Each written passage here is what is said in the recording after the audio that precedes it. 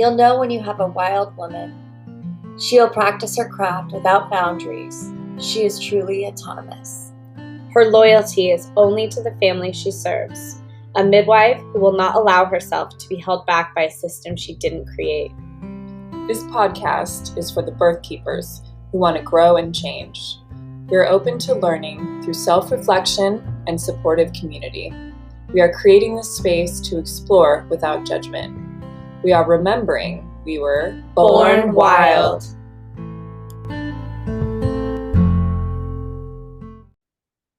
Hello, everyone. Welcome back to the Born Wild podcast. I'm one of your hosts, Sophia. Leah isn't able to join me today because she's very, very, very sick. So I hope she feels better soon. But today I have with me Kelli. And is this like third time's a charm, fourth time's a charm? I can't remember. We've been something like that. We made it happen. That's all that matters. And played podcast tag for a while now, but yeah, I'll just hand the mic right over to you and let you introduce yourself to our listeners. Amazing. Thank you. Yeah, I'm Kelli Moore. I live in Colorado with my husband and our 9-month-old daughter. We also have 2 dogs. I am the co-founder and CEO of Soulfire Productions. So we produce about 20 podcasts with regular full production. And then we also do strategy and consulting for a variety of shows. We've been in business for about 4 years. My background is in TV. I was a TV host in sports for like 15 years.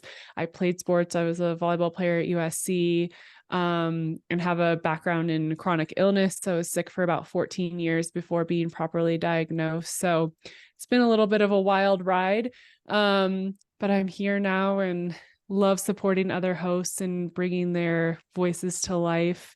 And I also co-host our podcast for Soulfire called Trailblazer, and have a show called Okay Babe with my husband.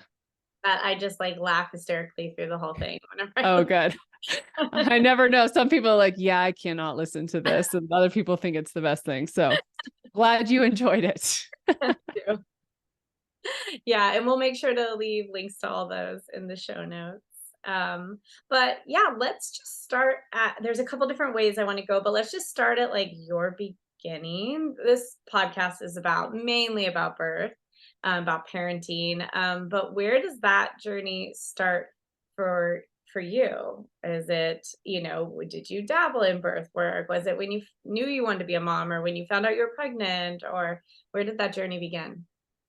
Yeah, I always wanted to be a mom. I didn't think I would be 35 having my first kid. I thought I'd probably be 25 with a couple kids, and ended up really focusing on my career and not finding the right person until I met my now husband. And I knew once I met him that I wanted to make all the babies with him. Unfortunately, when I met him, he also told me that he was born without vas deferens.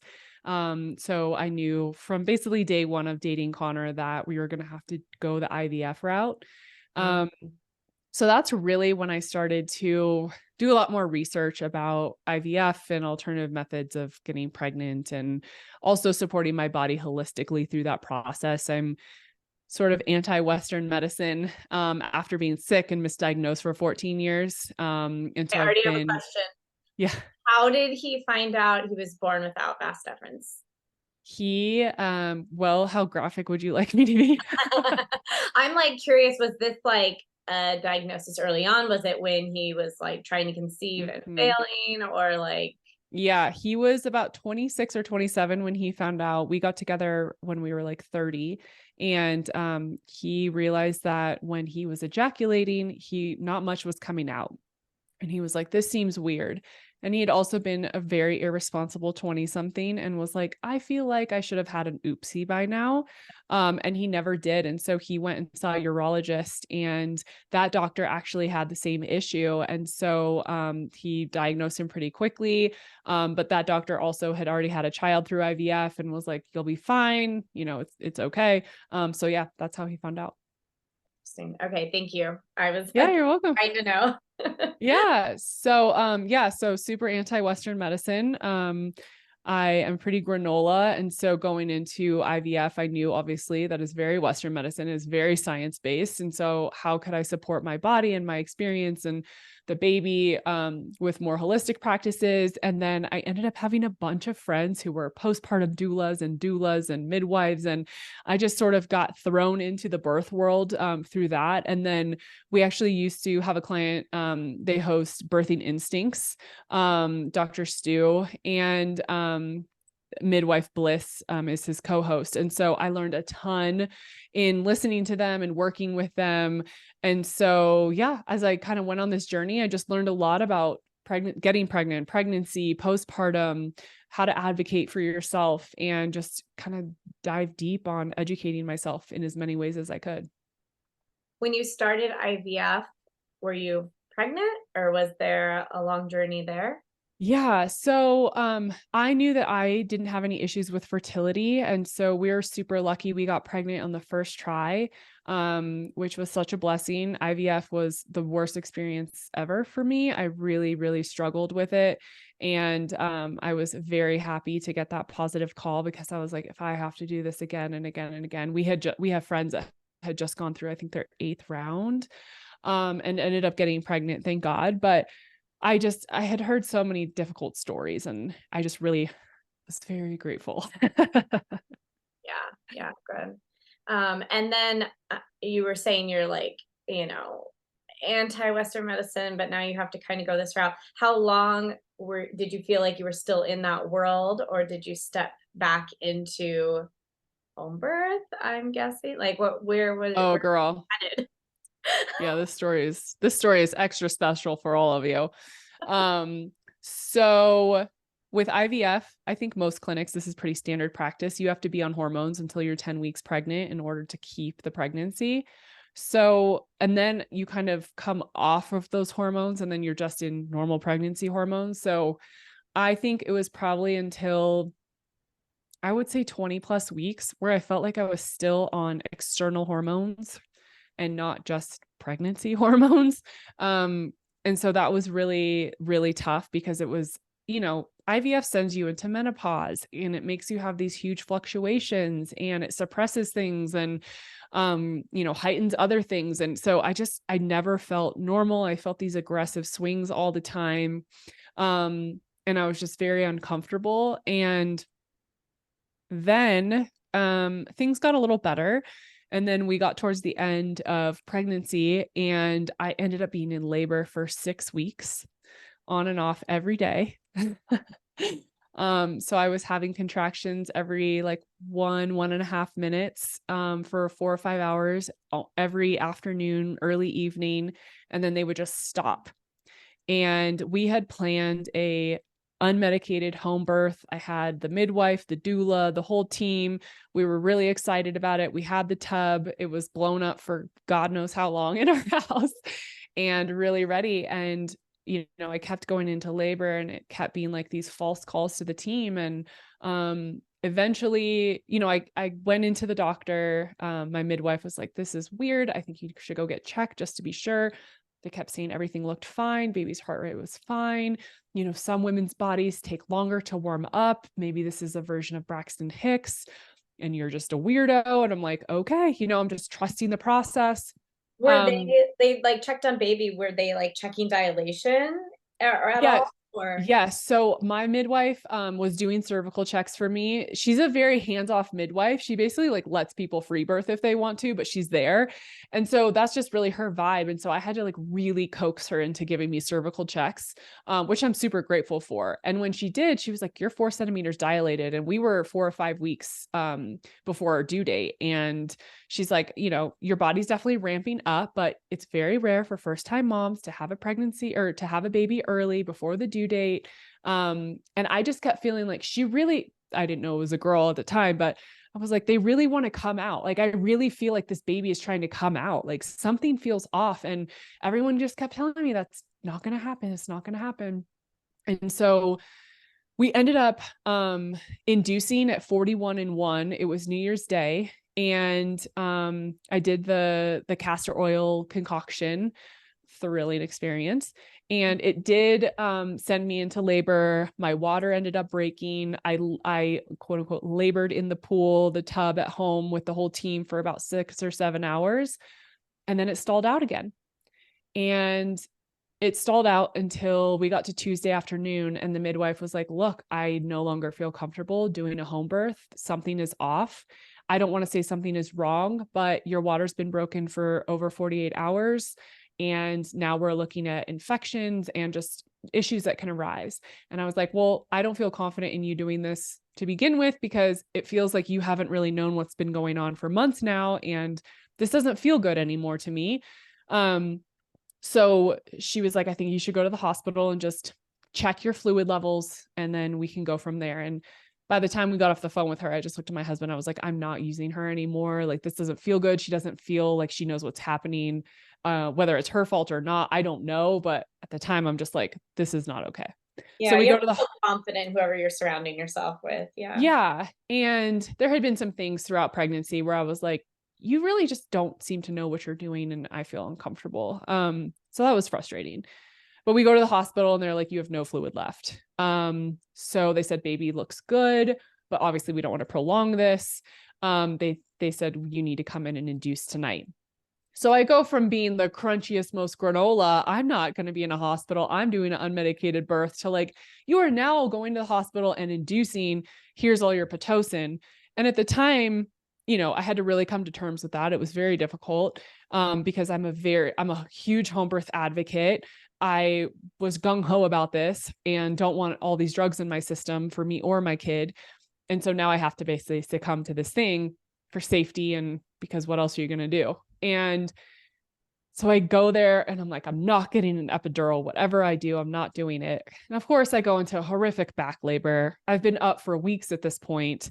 My body is shaking. I can't hold myself up. I'm in excruciating pain. I have a really high pain tolerance, and I was crumbling. And the midwife at the hospital, we luckily were at Denver Health, which is a midwife run hospital. So it was amazing. They were so incredible. Even all the doulas, or all the nurses, some of them were doulas. So I just felt like very supported. And I remember the midwife talking to my husband and the doula, and she's just like, I'm concerned for her. She's suffering now. This isn't pain. This is so far beyond. And she's saying no to this epidural. And I am just really worried about her safety and the baby and the trauma that ensues, because she can't even like hold herself up. And so they came in and I was really frustrated. I felt like they were all talking behind my back and making plans for me. And, I like go down this whole conversation with myself. And then I looked at my husband and I was like, I don't want to get this epidural because I don't want you to be disappointed in me and think that I failed us and our child. And he looked at me and he's like, you're the strongest person I've ever met. You have to take care of yourself. Like, this isn't okay. And so, we had this bonding moment, and I was like, okay, I'm going to get the epidural. So I get the epidural, and oh, by the way, the Pitocin, I'm not fucking doing anything on the Pitocin. Nothing happens. And we're like, what is going on? So I get the epidural, time passes, still no dilation. They come in, they're like, you're a centimeter dilated. I'm like, what do you mean a centimeter? I've been 4 centimeters dilated for 5 weeks. And they said, no, you're not. So now we're all like, what's going on? I'm like, does my midwife not know how to do a cervical check? All the questions start rising. Yeah. So there's like a couple different scenarios where you were and you reverted, which we hear can happen. Or I've heard sometimes too, where a midwife has checked the outer os and not the inner os, Yeah. Yeah. So we're like, okay, this is questionable. We don't know what's happening, but keep going the course.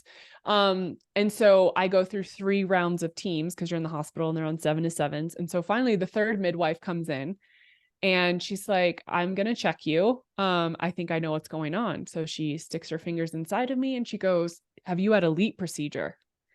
And I said, yes. And she goes, that's why you've been in labor for 6 weeks. She goes, you have so much scar tissue. It's not allowing you to dilate. I go, excuse me? She goes, yeah. Do you feel like you're hitting a wall? I said, that's literally how I've been explaining it to everyone for 6 weeks. I feel like I'm in labor and then I hit a wall. And she's like, because that's what's happening. You're literally like going to dilate and you hit a wall and then you collapse again.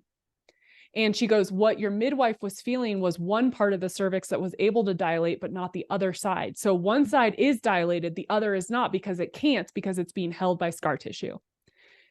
She goes, I'm going to clear the scar tissue manually, and you're going to dilate. And so she clears it immediately 5 centimeters within 10 seconds. And she's like, you're good to go. And so I think it had just been a few hours. They ended up manually flipping my daughter. That helped a lot, thank God. And superior is what you yeah, mean. yeah. And I pushed for about an hour and a half. They brought the epidural down so I could labor in different positions, which was so important to me. My From husband when got she released the scar tissue to when you started pushing, how long was that? I think a couple hours. Wow, that's fast. Yeah, it was pretty fast. Your body's like, finally. Literally. Yeah. And so she came out, she looked perfect. Everything was great. And then about 20 minutes later, I started a code and they couldn't get my placenta out, and they had to have a doctor come in, and she just started shredding it out of my body. And I started to lose all of my blood and fluid. They had to rush me back to an emergency and DNR and put a balloon in. I had I think a 3 or 4 bag, I can't even remember now, blood transfusion. When you say code, did they have to resuscitate you? What do you mean by code? No, they were like calling codes, like she's dying. Like a hemorrhage code. Yeah, I was hemorrhaging. Okay. I couldn't speak. I couldn't open my eyes. I was like completely white, and they were just on their game, did all their work. I was done in about 20 minutes. I had a full near-death experience on the operating table and came out and was in recovery, and my husband and daughter were there. So yeah, that's my whole story. Wow. So different from what you were envisioning. Yes. How were you after that? How did you like process it? I went to craniosacral with my daughter pretty quickly after. I knew, so I had a really traumatic birth myself. With my mom, I had been taken away from her. I was an emergency C-section. She had staph infection. They took me away. She ended up like denying breastfeeding me because she didn't want to give me morphine through breast milk. And it was this whole thing. So I had really processed a lot of my birth and my trauma before ever getting pregnant. And my husband knew my whole story. And so I knew how important it was to energetically and emotionally process this for myself and my daughter, and to also be reunited with her as fast as possible. So my husband, as soon as he could, put the baby back on me when I got out of surgery, because he didn't want either of us to have, lasting effects of this really traumatic experience. And then I think a week or so, maybe 2 weeks after she was born, we went to craniosacral therapy together, and really worked through a lot of that. And then I had a lot of body work and care done. I did a total birth like debrief with my birth coach, did a lot of work with my doula.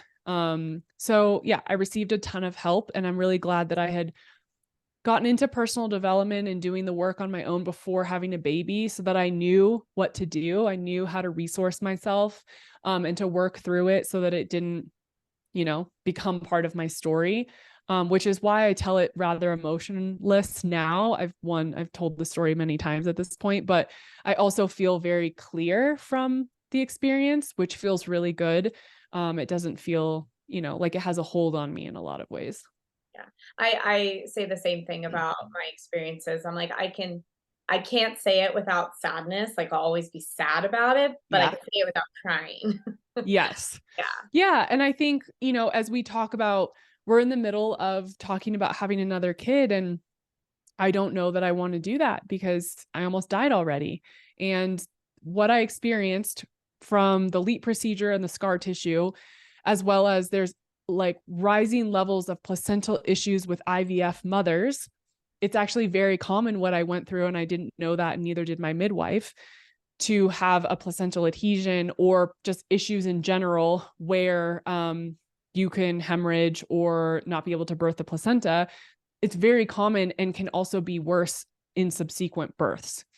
So I'm using that as a resource and as information to make an informed decision moving forward and to also educate other people about it. I think everything happens for a reason. And I don't think people are talking about the LEEP procedure and the scar tissue problems from any cervical checks in any way, procedures, biopsies, whatever, that many of us have gotten, especially in our 20s, that then impact us later in life. Yeah. Yeah. I'm surprised it wasn't a conversation like when you started care. Like Yeah, me too. like, surprised too. Um, what did your like postpartum journey look like? I know you spoke too about the trauma and the recovery. Were you able to breastfeed? Did you feel like there was any like depression, maybe because of your experience? So we did breastfeed. We still are breastfeeding. She's almost 10 months old, and I'm so grateful for that. She did have a tongue, lip, and buckle tie, which was thrilling. So she was gnawing on my nipple for a while. So we got that fixed pretty soon. I think she was 7 weeks when she had her release. And that helped amazing. And so we haven't had any issues since. So we were able to feed pretty quickly. And I'm really grateful for that. I didn't experience any postpartum depression or anxiety or anything like that until after her 4-month sleep regression started. She slept really well until then. So I was feeling refreshed in the morning. I was, on a high from these newborn hormones and all the good stuff your body does to survive having a newborn. And then she hit her 4-month regression and I tanked. I was having suicidal thoughts. I was having really dark thoughts, thinking a lot about death, just feeling these really intense swings of hormones. Yeah, it was a very low for me. And again, I'm just so grateful. I knew exactly what to do. And it was so nice to have a husband who's really aware of him and me and our dynamic, because only a couple days passed where I was being, a raving bee, before he was like, hey, this feels a lot like IVF. And I'm like, oh, you know what? It does. I feel like a freaking psycho. I feel out of my body. I don't feel grounded. I feel super disconnected. And so I immediately called our birth coach and I was like, hey, I need a session with you. And so we talked it through. And then I reached out to some other friends and just got really good at voicing to my husband, like, I'm okay. And there's this other part of me that's having these thoughts and experiences. Can you hold me? And I just need to share it with you. And he was so amazing at that. And so just him identifying, this doesn't feel like you, this feels like the hormones and what you're experiencing, really helped me to process it and feel like I wasn't crazy. Because I think a huge problem I have, and I hear this with so many of my mom friends, is that you think you're alone and crazy, and it makes it so much worse. And so as soon as I realized, oh, I'm not a nut job, I'm actually experiencing something really hard, it made me feel very seen and taken care of. And I think I was able to support myself quicker than had I not had that conversation. Yeah. And recognizing too that sometimes like it's not you, it's hormonal or like sleep deprivation or whatever it is. Having somebody else point it out to you, to reflect on, because when you're in it, you're just like under the surface of the water and you can't quite see Yeah, what's going on. totally. Yeah. And I think lack of sleep is the worst thing ever for us. And They of use it as a course, form of torture, don't they? Sleep yes. deprivation. Yeah, I don't know what I'd rather have, like waterboarding or not being allowed to sleep, it's really scary, and I'm someone that loves sleep. And so having that stripped and also being that tired and dealing with a baby who needs you constantly and trying to regulate yourself so that that baby can regulate, it took everything out of me. And I'm just really glad that I knew to ask for help and that I knew I was okay at my core, but that I was having this experience. And then also realizing, everything is temporary and that I could get through it. And it's helped me a lot as, I've been able to sleep more and her regressions have been aggressive. She actually ended up being in the hospital with a tumor. She had to have surgery. We were in the hospital for 10 days at Children's in Texas. And so we've had like different things thrown at us. And I think having that experience early on helped me realize that everything is temporary and you will get through it. And it's really important to ask for help, and to know that you aren't crazy, and just allow people to really take care of you. Yeah, I think we can get caught up, especially when we like want to do things this natural way and, the way we are meant to and believe we can, that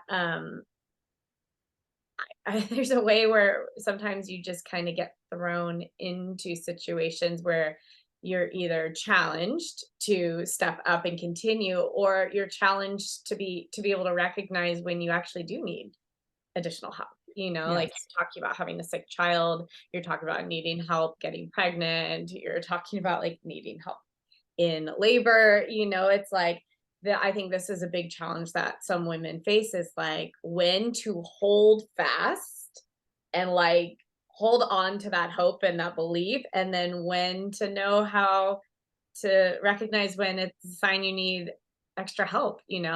And I don't think any of us really have the answer, but is there a way there where you have like, I know for me, like learning about my intuition versus fear is just like this ongoing thing. I have a medically complex child, and just like differentiating so we don't end up in the hospital every time he gets a cold, but Mhm. also, not risking his health. Yeah. Have you like toyed with that at all? Because I heard we kind of skipped this over, but you had some chronic illness too. I don't know if you want to like touch base on that and that healing journey, and just like, I think this is such an important topic, this intuition, because it comes into play a lot in birth versus fear, which everyone wants to like throw all their horror stories at and like, what has that looked like in your life? Yeah, I mean, and a part of that is I didn't want to share the in-depth details of my birth because I don't want to project my experience onto other people and have them be in a state of fear because I had a very traumatic experience. Just because someone else has had something, I think it's important for us to energetically um not let that penetrate us and to send us into a spiral of fear. I think that I really do a good job of holding steady into my truth and knowing what's right for me and how I want to operate because I trust myself at the deepest level. And that's been a lifetime. I'm 35 now. It's been a lifetime of working on how to trust myself, how to hear my own voice. I talk a lot about this idea of discerning other people's voices and their expectations and their standards and my own. And I think it's so important for us that as we begin to do this work of honing in on our intuition and what we want and our desires in life and what we feel is best for us and our definition of success and joy and all those things, we have to have honest conversations about what's ours and what's not. So many of us are living by the voices and the influence of our parents or our teachers or whatever your environment looked like. We've never been taught to hone the skill of listening to ourselves. So we don't even know what our own voice sounds like. And I got really good over the last 5 years before getting pregnant of sitting in silence with myself and learning how to hear me. And when a thought would come in or an old pattern or a reaction would come in, I would say, is this mine? Or is this my mom's? Or is this my dad's? Or is this something that's been ingrained in me by society?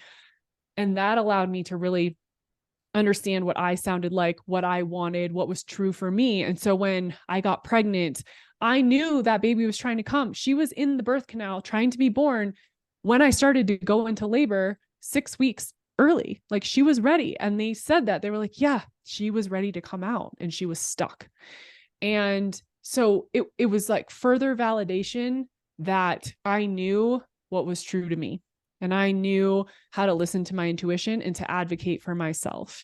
And so I think it's just really important to sit in that voice, sit in that quiet with ourselves, discern what's ours and what's not, and then test it on small things. You don't have to like make huge life decisions to test out your intuition. You can test it out. What's the Runaway Bride, when Julia Roberts tries eggs and decides which egg she likes for the first time because she always just told all the men in her life, oh, well, I like whatever you like. And she was like, oh, actually, I really like poached eggs, right? That's kind of what it is. we kind of cater to everyone else. And until you can get clear and try all the things yourself, try all the eggs and be like, I like that one. That's how we start to practice this and really get good at getting clear on what it is that we like and want and desire. Start with breakfast. Start with freaking breakfast. It's the most important meal of the day. So it should be how you really like it. Exactly. Yeah, I love this conversation because a lot of people in our practice will share fears and things like that, and that's part of our work is, where did this fear come from? Did it come from these stories we hear, or what we see in society today, or is it your intuition talking to you? Mm-hmm. Yeah. And I think, look, like bad things happen all the time. Look at our world. Bad things are happening everywhere we turn right now. And I'm not going to let myself live from a place of fear, because then you are just creating fear. You're creating these scenarios in your life. There's confirmation bias for a reason. It's like, if you want to see it, you will see it. If you want it to happen, you can make it happen. We are powerful beings. And I think the more we can come from a place of self-trust and knowing and being really rooted and anchored in what's true for us and what we desire, I really feel like we can create a reality where that's possible. And I had a pretty bad birth experience and I learned a lot from it. We advocated for ourselves the entire time, and I'm okay. And I think that it's really important to know that just because something doesn't go the way you think it's going to, doesn't mean you're bad or wrong or you did something the wrong way. It's how you respond in those moments that I really think speaks volumes about who you are and what's possible. Yeah, I think, up to a point, feeling like you're in charge of the decision making. Obviously, there's points where, they're calling codes and you're just along for the ride, but like feeling like you didn't just walk in and get hijacked, that Yeah. you are making decisions for your care can make a difference in how you perceive it. Yeah. And I think especially women, we're shamed for asking for what we want and we don't want to put anyone out. And it's like, oh, just go with the flow. When we walked into the hospital, we were like, hey, this isn't what we wanted. This is exactly how we wanted it. Can we turn off the monitors, turn off the sounds, bring in our crystal lights and our little twinkly lights and our music and all the things, and keep the lights off, and everyone just doesn't need to come in unless you really need to be in here. And they honored every request we had. And because of that, I had the most amazing hospital experience. And if we do have another child, that is the only place I want to give birth, because they were so respectful and they really helped us cherish that moment, as difficult as it was. They were bringing in the balls and the tubs and the things to hang from the wall. And, they just went above and beyond and covering things with sheets and asking, what do you need? And I learned so much about really asking for what you want and need and allowing other people to support you in that experience. It was truly magical. I am so grateful. Yeah, that's beautiful because I know they're, especially the families in our practice, obviously they're planning home birth, and so if anyone does end up in the hospital, there can be this fear of now it's all ruined, Right. or like you were speaking about, like that you're a failure, or any of those terminologies get thrown out a lot, either failure to themselves or to their partner or to their vision of their birth. Yeah, it can be a hard transition when you end up in the hospital. Yeah. And I'm curious your take on this actually. I've been sitting with the idea of home birth, and I'm still a huge advocate, even though I didn't get to have one myself. I think it's incredible. And um, I wonder the way our generation has been impacted specifically by Western medicine with procedures like the LEEP procedure and different scar tissue and birth control and all these things that we've been on, how that impacts home birth moving forward. When, I think that there's so many external factors that play into what happens to our bodies later in life. And a lot of people don't even realize the effects until they're being forced into an emergency C-section, when really they just needed scar tissue swiped so that they could fully dilate. So I'm just curious, like what the role of home birth is going to be, knowing all of these external factors that weren't a thing 40 years ago. It's a really good question because obviously, like, we can't know. It's like chicken or the egg because Yeah. like there's probably a story out there that is similar to yours where maybe even she did go into labor and had a home birth, or whatever. And it's like Yeah. she didn't have the scar tissue removed, or like who knows how it could all unfold.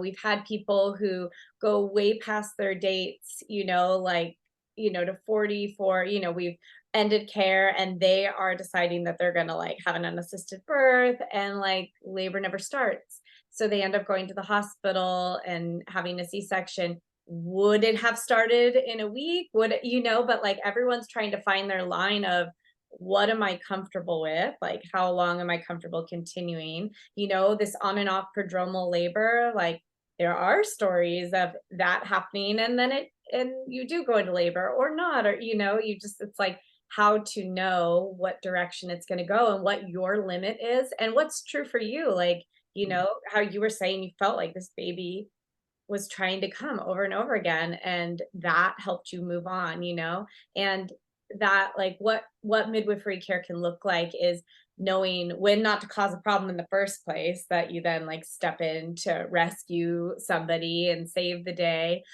or cause problems, without even being asked, but also when somebody is asking for help, that you can be the midwife who, you know knows how to do the vaginal exam or knows how to remove scar tissue or all these things that somebody might be asking for support around.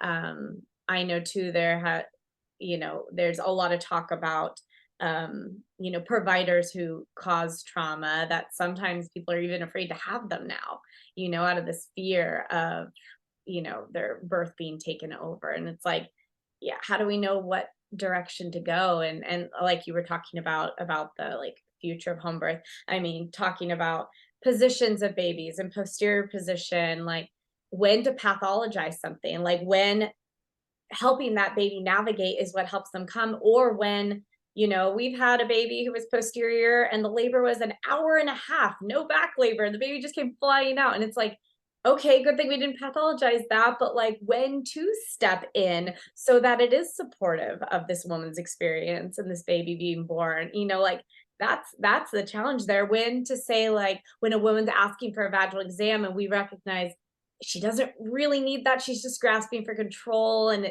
this is going smooth, it doesn't seem helpful. Or when to be like, no, that's what she's asking you for, she really Mhm. wants that. It's like that's my challenge, is when to hold that boundary, and then later she's like, thank you for not doing that, I didn't really want that, I was just like, in labor and struggling. Or when it's like, no, no, no, I really wanted that, and like that's what you're here for when I need things like that. Mm. I don't know if that answered your question, probably not. Yeah, It's no, just it does. I think that the hard thing too for home birth providers, um, is that there is so little research done that it relies on word of mouth. Like podcasts like this are so important because if you all and moms like me who have weird one-off experiences, if we don't share these stories, people don't learn, because it's not like there's a ton of money being thrown into research for home births. So I remember after we had our daughter and I spoke with the midwife and her assistant, she was like, yeah, we got into all these forums and there's a ton of information about IVF patients having a lot of placental issues, very similar to yours, either hemorrhaging or having to have emergency C-sections. So most midwives are no longer taking IVF patients. And I was like, okay, so where was this 7 months ago when you said yes to being my provider? Where was this conversation at all? I had never heard that as an IVF patient. It's like the clinic's like, by the way, you're going to have a lot of placental issues now. They don't care. it's interesting because like how we're talking about like fear versus intuition stuff. It's like we have IVF patients and we have yet to seen issues with placenta or hemorrhage. So it's like it's possible that it's Yes. like someone's on the other spectrum, and it's like how to navigate both that information, that it could go either way, and like what is true for you and what Yeah. your level is on where you want to give birth. And Yeah. And I think at the end of the day, it's like just be as educated and resourced as possible. Ask all your questions. I bet that what you're able to create and showing up for your patients is probably because you have honed in on your intuition and you're knowing so well that you're able to connect with the moms and know like this is what she's asking for. And that takes a lot of practice and a lot of skills. And I think it's really important to have that relationship with your midwife, with your doula, with your doctor, whether you're having a planned hospital birth. Ask the right questions, advocate for yourself, have a team around you that allows you to feel really supported and held in the entire process. And that way, no matter what happens, whether it's totally on par with your birth plan or completely rogue, you know that you advocated for yourself and had people around you that have your back. I think that's really the most important. Yeah, yeah, I agree. Yeah, and that we can't ever do it over, because even if you have Ugh. a baby, it's a totally different experience. So there Yeah. is no like knowing what would have happened or like what caused what, it's all just our educated guess and speculation. But you just have to like take that information and move forward with it, and what's my next decision that I'm going to make with, what I've learned and like you were speaking about, um, saying like, okay, now this is like a fresh start and how am I going to make my decisions? Is it fear based or is it my knowing? Yes. I love that. You get it, girl. Because I had to do the same thing. Yeah, I'll tell, exactly. I'll tell you my story someday. But yeah, there is a lot of like it's hard not to let the fear creep in, Mhm. especially when your life and your baby's life are at stake. For me, it wasn't my life, but yeah, that's an emotional roller coaster. And Mhm. for your partner too. Oh gosh, my poor husband. I think this has been harder for him than anybody. Yeah, I bet. Yeah. Yeah. Yeah, we had talked a little bit about like his support for you. Is there anything that you've learned in navigating that on like how like maybe for women who are struggling to have that support from their partner? Because I know you've done a lot of work in your relationship. Is there any advice you have for people who are trying to like navigate this journey together in terms of like how to get partner support? Yeah. I think the thing that Connor and I established and kind of forgot about during IVF and then came back to was the fact that we're a team. We're on the same team. We want the same things almost always.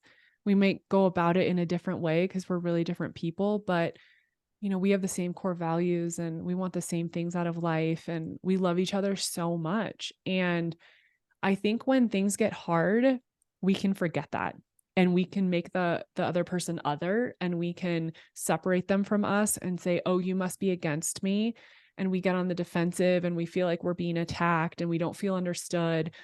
And I think the most important thing for us was really open, honest communication about how we were both struggling. I was pretty out of it during the IVF process and he felt like he had lost his wife. And we had just gotten married a month before I started IVF drugs.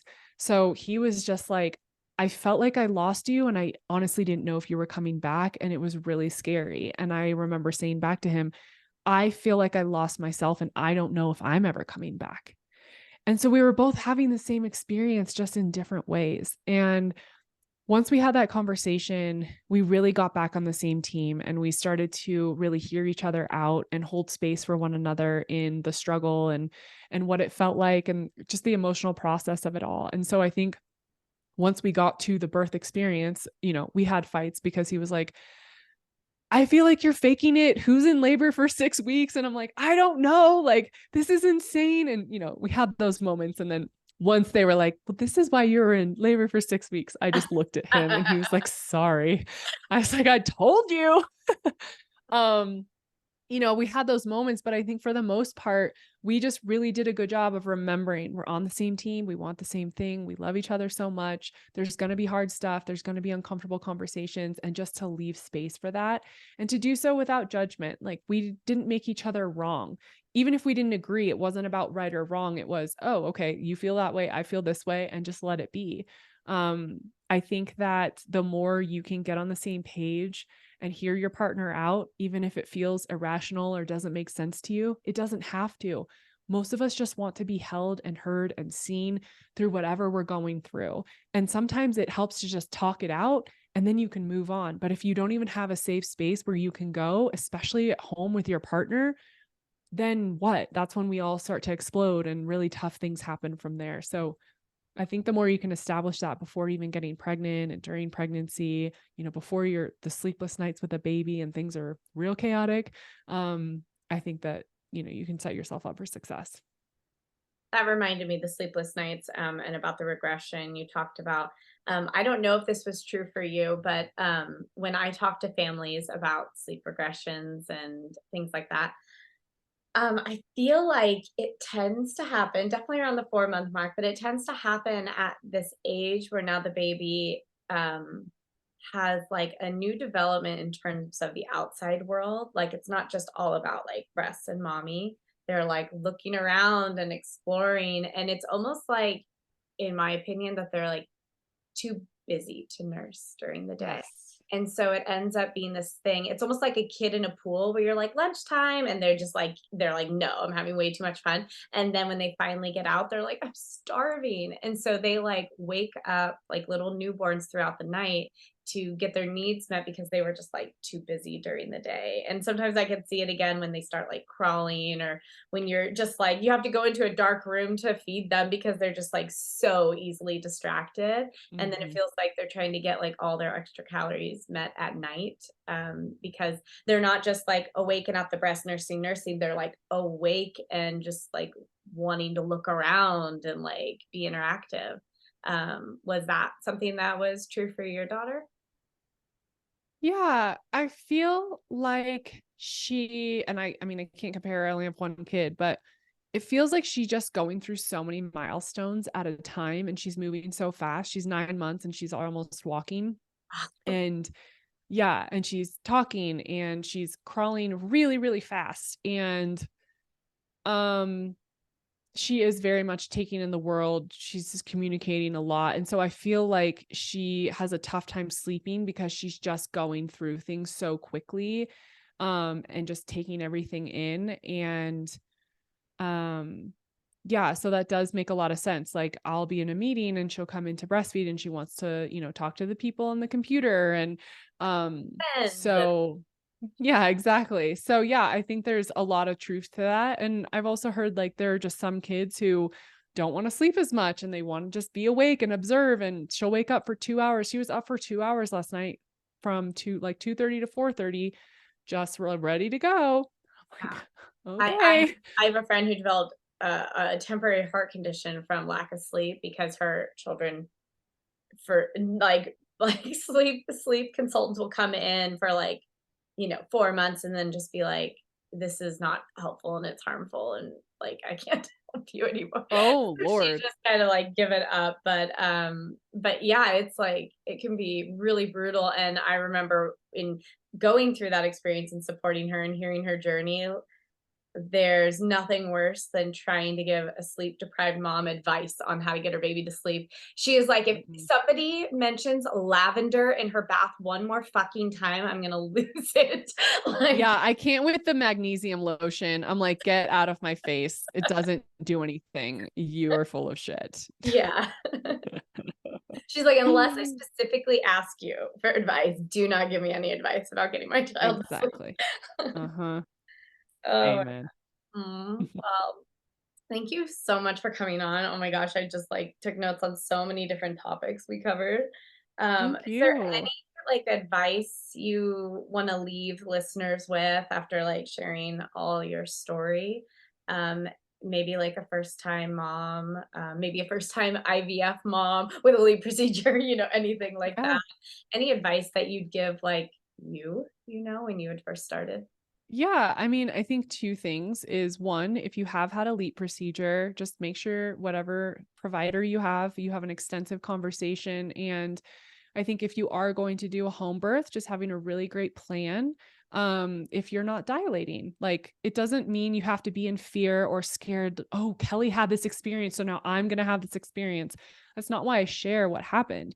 It's just important to have education so that you can make informed decisions, period. And if you did happen to have this thing that you know can have adverse effects, it's always good to have options. And I wish that I had known that that was a thing so that I could have prepared. And I think the other thing is, if you are going through IVF, two things. One, make sure you feel a really good connection with your provider. We're actually in the middle of transferring our embryos to another fertility place because I really don't like where we went. They have great success rates, but their bedside manner is trash and they treat you like freaking they're herding sheep. It's just terrible. So transactional. And I know that there's a better way. And so I think finding a provider that really hears you and sees you is important. And then also asking for help. You don't have to go this alone. If you do feel like you're crazy or you're melting down or there's something wrong with you, call your best friend, call your therapist, talk to your partner about it. There's nothing wrong with you. It's the hormones. It's part of the process, unfortunately, and you don't have to feel alone or wrong in your experience. So I think those are my most important key pieces of advice. Thank you. And if You're anyone welcome. wants to reach out to you and connect with you, what's some contact info? And we'll leave it in the show notes. Yeah. So my Instagram is Kelli T Moore, and you can DM me anytime. And then our website is soulfireproductionsco.com. Well, thank you so much for coming on. Thank you.